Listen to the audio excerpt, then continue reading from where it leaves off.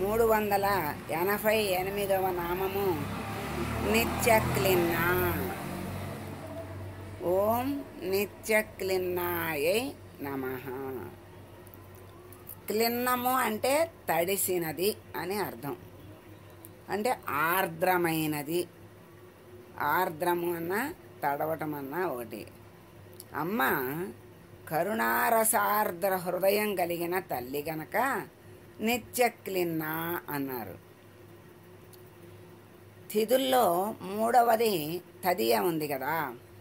తిథి నిత్యా దేవతల్లో మూడవ దేవత పేరు, అంటే ప్రతి తిథికి ఒక దేవత ఉంటారు. ఆ మూడవదైనటువంటి తదియ దేవత నిత్యక్లిన్నా స్వరూపురాలు. అమ్మ ఆ తదియ నాటి దేవత పేరు నిత్యక్లిన్నాగా ఉంది. గరుడ పురాణంలో భోగమోక్షాలని కలిగించేటువంటి త్రిపుర అయినటువంటి నిత్యక్లిన్న కూడా గూర్చి, ఆ నిత్యక్లిన్న గూర్చి ఉన్నది దేంట్లో, గరుడ పురాణంలో. భోగమోక్షాలని కలిగించేటువంటి త్రిపుర అయినటువంటి నిత్యక్లిన్నా దేవత గురించి గరుడ పురాణంలో ఉన్నది. ఆ నిత్యక్లిన్న స్వరూపురాలు అమ్మ. ఈ నిత్యక్లిన్న అనేది మనకి ఖడ్గమాలలో వస్తుంది. అదే ఇప్పుడు నిత్యాదేవతల అందరి పేర్లు కూడా దాంట్లో వస్తాయి. అలాగే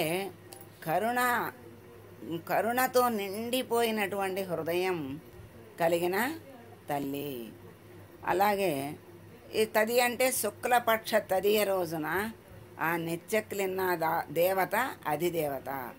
ఆ దేవతే అమ్మ. ఆ దేవి కామేశ్వరి. అలా ఇక్కడ నిత్యక్లిన్న అని చెప్పడానికి ఎప్పుడూ కూడా ఇంకొక అర్థం ఏంటంటే, ఎప్పుడు తడిగా అంటే చల్లగా, అంటే తాజాదనంగా ఉంటే, లేకపోతే తాజాదనంగా ఉంటే నీరుండి నవనవలాడుతా తాజాదనంగా ఉన్నది అంటాం. ఆ నీరు లేకపోతే, ఆ తడి లేకపోతే ఎగరలేకపోయి ఎండిపోయింది అంటాం. అలా తడిగా చల్లదనంతో తాజాదనంతో ఎప్పుడు కూడా 6 గుణాలు కలిగినటువంటి తల్లి. ఈ 6 గుణాలని ఎప్పుడూ నవనవలాడుతూ తాజాగా కలిగి పరిపూర్ణంగా ఉన్నటువంటి తల్లి నిత్యక్లిన్న. అట్లా ఉండాలంటే ఎవ్వరూ ఉండలేరు. ఆ అమ్మకే అంతటి శక్తి ఉన్నది. అట్లాంటి ఆ చల్లదనము, కరుణ రసము, కరుణారసమయి. అలాగే ఆ కరుణారసంతో నిండిపోయి అమ్మ ఆర్ద్రతతో అమ్మ ఏమంటాం మనం, దండం పెట్టుకుని అమ్మ చల్లగా చూడమ్మా అంటాం. అలాగే దయ చూపించమ్మా అంటాము, కరుణించమ్మా అంటాము. ఇవన్నీ ఆ చల్లదనానికి, ఆ నవనవలాడేటువంటి ఆ ఉత్తేజానికి, ఆ తాజాదనానికి మా గుర్తు.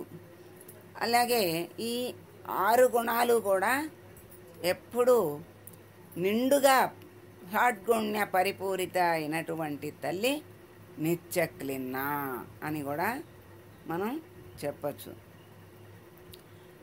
అలా అంతటి కరుణ రసం కురిపిస్తున్నటువంటి ఆ తల్లికి మనము నమస్కారం చేద్దాం.